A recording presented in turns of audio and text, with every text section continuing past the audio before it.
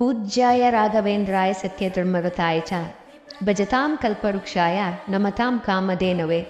ಈ ಎರಡು ಸಾಲುಗಳನ್ನು ಪಠಿಸುವುದೇ ಏನೋ ಮನಸ್ಸಿಗೆ ಸಂತೋಷ. ಈ ಎರಡು ಸಾಲುಗಳನ್ನು ಹೇಳುತ್ತಾ ಈ ವಿಡಿಯೋವನ್ನು ಶುರು ಮಾಡೋಣ. ರಾಯರ ಬಗ್ಗೆ ಅಂದರೆ ರಾಘವೇಂದ್ರ ಸ್ವಾಮಿ ಅವರ ಜೀವನ ಚರಿತ್ರೆಯ ಬಗ್ಗೆ ತಿಳಿಯುತ್ತಾ ಹೋಗೋಣ. ರಾಘವೇಂದ್ರ ಸ್ವಾಮಿಯವರು ವೆಂಕಣ್ಣ ಭಟ್ಟರಂತೆ ತಮಿಳುನಾಡಿನಲ್ಲಿರುವ ಭುವನಗಿರಿಯಲ್ಲಿ ತಿಮ್ಮಣ್ಣ ಭಟ್ ಹಾಗೂ ಗೋಪಿಕಾಂಬಾ ಎಂಬ ದಂಪತಿಗಳಿಗೆ ಎರಡನೇ ಸಂತಾನವಾಗಿ 1595ನೇ ಇಸವಿಯಲ್ಲಿ ಜನಿಸಿದ್ದಾರೆ. ಇವರು ಜನಿಸಿದ ಇಸವಿ 1595 ಅಥವಾ 1601 ಎಂಬ ಗೊಂದಲವಿದೆ. ಇವರು ವೆಂಕಟೇಶ್ವರ ಸ್ವಾಮಿಯ ಅನುಗ್ರಹದಿಂದ ಜನಿಸಿದ ಕಾರಣ ಇವರನ್ನು ವೆಂಕಟನಾಥ ಹಾಗೂ ವೆಂಕಟಾಚಾರ್ಯ ಎಂಬ ಹೆಸರುಗಳಿಂದಲೂ ಕರೆಯಲಾಗುತ್ತಿತ್ತು. ಇವರು ಬಾಲ್ಯದಲ್ಲಿ ಲಕ್ಷ್ಮೀ ನರಸಿಂಹಾಚಾರ್ಯರ ಬಳಿ ತಮಿಳುನಾಡಿನಲ್ಲಿರುವ ಮದುರೆಯಲ್ಲಿ ಪ್ರಾಥಮಿಕ ಶಿಕ್ಷಣ ಪಡೆಯುತ್ತಾರೆ. 1614ರಲ್ಲಿ ಪ್ರಾಥಮಿಕ ಶಿಕ್ಷಣ ಮುಗಿಸಿ ಮದುವೆಯಿಂದ ಹಿಂದಿರುಗಿ ಬಂದ ಸಮಯದಲ್ಲಿ ಸರಸ್ವತಿ ಬಾಯಿ ಎನ್ನುವವರೊಂದಿಗೆ ಇವರ ವಿವಾಹ ನಡೆಯುತ್ತದೆ. ವಿವಾಹದ ನಂತರವೂ ಕೂಡ ವೆಂಕಣ್ಣ ಭಟ್ಟರು ಉನ್ನತ ಶಿಕ್ಷಣಕ್ಕಾಗಿ ಕುಂಭಕೋಣಂನಲ್ಲಿರುವ ಶ್ರೀ ಸುಧೀಂದ್ರ ತೀರ್ಥರ ಬಳಿ ಶಿಷ್ಯನಾಗಿ ಸೇರುತ್ತಾರೆ. ಕೆಲವು ವರ್ಷಗಳಲ್ಲಿ ಎಲ್ಲಾ ವೇದೋಪನಿಷತ್ತುಗಳನ್ನು ಕಲಿತು ತನಗಿಂತಲೂ ಹಿರಿಯರನ್ನು ಹಾಗೂ ಮಠಾಧೀಶರನ್ನು ಸಹ ವಾಗ್ವಾದದಲ್ಲಿ ಸೋಲಿಸುತ್ತಾರೆ. ಸಂಸ್ಕೃತ ಹಾಗೂ ವೈದಿಕ ಶಾಸ್ತ್ರದಲ್ಲಿ ಪರಿಣಿತರಾಗಿ ಇತರರಿಗೆ ಬೋಧಿಸಲು ಪ್ರಾರಂಭಿಸುತ್ತಾರೆ. ಇದರೊಂದಿಗೆ ಸಂಗೀತದಲ್ಲಿಯೂ ಒಳ್ಳೆಯ ಜ್ಞಾನ ಗಳಿಸುತ್ತಾರೆ. ಇವರ ಕಾಲದಲ್ಲಿ ಅವರು ಶ್ರೇಷ್ಠವಾದ ಗಾಯಕರು ಸಹ ಆಗಿರುತ್ತಾರೆ. ಶ್ರೀಮಾನ್ ನ್ಯಾಯಸುಧಾ ಪರಿಮಳ ಎಂಬ ಗ್ರಂಥಗಳನ್ನು ಸಹ ರಚಿಸುತ್ತಾರೆ.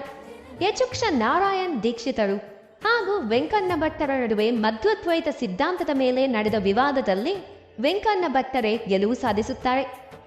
ಅದೇ ಸಂದರ್ಭದಲ್ಲಿ ಇವರಿಗೆ ಭಟ್ಟಾಚಾರ್ಯರು ಎಂಬ ಬಿರುದು ಸಹ ಕೊಡಲಾಗುತ್ತದೆ. ಇನ್ನು ವೆಂಕಣ್ಣ ಭಟ್ಟರು ಹಾಗೂ ಸರಸ್ವತಿ ಬಾಯಿಗೆ ಲಕ್ಷ್ಮೀ ನಾರಾಯಣ ಎಂಬ ಪುತ್ರ ಜನಿಸುತ್ತಾನೆ. ಇನ್ನು ಸುಧೀಂದ್ರ ತೀರ್ಥರಿಗೆ ವಯಸ್ಸಾಗುತ್ತಾ ಬರುತ್ತದೆ. ಆಗ ಮಠಕ್ಕೆ ಯಾರನ್ನಾದರೂ ಉತ್ತರಾಧಿಕಾರಿಯಾಗಿ ನೇಮಿಸಬೇಕೆಂದು ತೀರ್ಮಾನಿಸುತ್ತಾರೆ. ಆಗ ಅವರ ದೃಷ್ಟಿ ಕೇವಲ ವೆಂಕಣ್ಣ ಭಟ್ಟರ ಮೇಲೆಯೇ ಬೀಳುತ್ತದೆ. ಆದರೆ ವೆಂಕಣ್ಣ ಭಟ್ಟರು ವಿವಾಹಿತರು, ಒಬ್ಬ ಸಂಸಾರಿ. ಸನ್ಯಾಸಿ ದೀಕ್ಷೆ ಪಡೆಯಲು ಅವರು ಸಿದ್ಧರಿರುವುದಿಲ್ಲ. ಆದರೂ ಸಹ ಸುಧೀಂದ್ರ ತೀರ್ಥರು ಮಾತ್ರ ತಮಗೆ ಸರಿಯಾದ ವಾರಸುದಾರ ವೆಂಕಣ್ಣ ಭಟ್ಟ ಮಾತ್ರವೇ ಎಂದು ತೀರ್ಮಾನಿಸಿ ಸರಸ್ವತಿ ಬಾಯಿಗೆ ತಿಳಿಯದಂತೆ ವೆಂಕಣ್ಣ ಭಟ್ಟರನ್ನು ಗುಟ್ಟಾಗಿ ತಂಜಾವೂರಿಗೆ ಕರೆದು ಹೋಗಿ ಅಲ್ಲಿ ಅವರಿಗೆ ಸನ್ಯಾಸಿ ದೀಕ್ಷೆ ಕೊಡಿಸುತ್ತಾರೆ. ಇನ್ನು ಅದರ ಬಳಿಕ ವೆಂಕಣ್ಣ ಭಟ್ಟರು ಮಠದಲ್ಲಿಯೇ ನಿವಾಸವಿರುತ್ತಾರೆ. ಈ ವಿಷಯ ತಿಳಿದ ಸರಸ್ವತಿ ಬಾಯಿ ಆರ್ಥಿಕ ಸಮಸ್ಯೆಗಳನ್ನು ಎದುರಿಸಲು ಸಾಧ್ಯವಾಗದೆ ಬಾವಿಗೆ ಹಾರಿ ಪ್ರಾಣ ಕಳೆದುಕೊಳ್ಳುತ್ತಾರೆ. ಅದರ ಬಳಿಕ ತಂಜಾವೂರು ರಾಜನಾದ ರಘುನಾಥ ನಾಯಕರ ಆಧಿಪತ್ಯದಲ್ಲಿ 1626ರ ಪಾಲ್ಗುಣಿ ಶುದ್ಧ ವಿಜಯ ದಿನದಂದು ಮಧ್ವಪೀಠ ಸಂಪ್ರದಾಯದ ಪ್ರಕಾರ ವೆಂಕಣ್ಣ ಭಟ್ಟರು ಸನ್ಯಾಸಾಶ್ರಮ ಸ್ವೀಕರಿಸುತ್ತಾರೆ. ಅದೇ ಸಮಯದಲ್ಲಿ ಶ್ರೀ ಸುಧೀಂದ್ರ ತೀರ್ಥರು ವೆಂಕಣ್ಣ ಭಟ್ಟರಿಗೆ ಶ್ರೀ ರಾಘವೇಂದ್ರ ಯೋಗಿ ಅಂತೆ ನಾಮಕರಣ ಮಾಡುತ್ತಾರೆ. ಅಂದಿನಿಂದ ವೆಂಕಣ್ಣ ಭಟ್ಟರು ರಾಘವೇಂದ್ರ ಸ್ವಾಮಿಯಂತೆ ಪ್ರಸಿದ್ಧರಾಗುತ್ತಾರೆ.